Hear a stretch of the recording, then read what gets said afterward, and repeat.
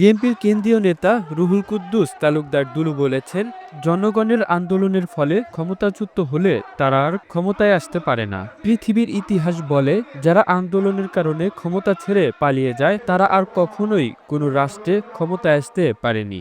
আওয়ামী আর কখনোই ক্ষমতায় আসতে পারবে না। এই পৃথিবী জন্মের পরে যতদিন যতবার এই যত স্বৈরাচার শাসকের উৎখাত হয়েছে জনগণের আন্দোলনের মাধ্যমে, জনগণ আন্দোলন করে যাদেরকে ক্ষমতাচ্যুত করেছে, এসব কি ক্ষমতা আসতে পারছে? বলেন আপনারা, এসব কি ক্ষমতা আসতে পারছে?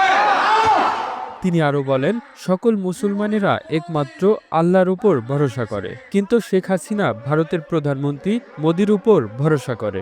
ভারত সরকারের বাংলাদেশের হিন্দুদের জন্য কোনো দরদ নেই। ভারতের সকল দরদ শেখ হাসিনা ও আওয়ামী লীগের জন্য।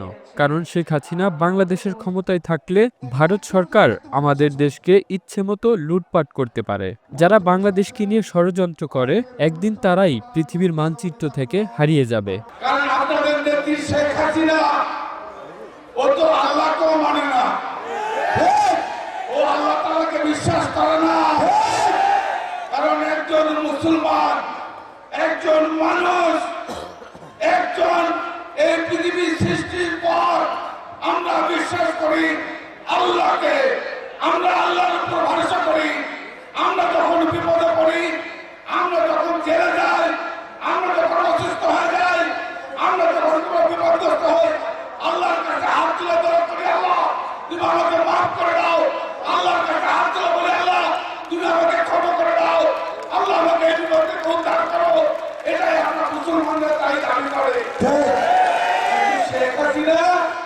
শেখ হাসিনা আল্লাহর কাছে দাবি করে না।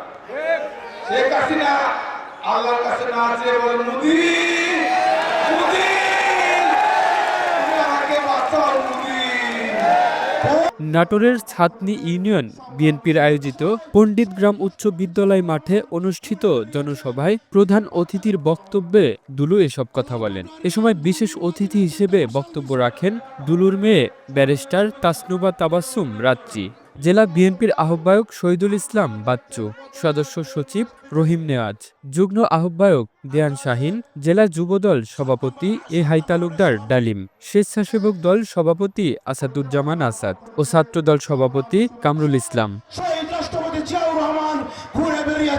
The news Bangladesh, national desk.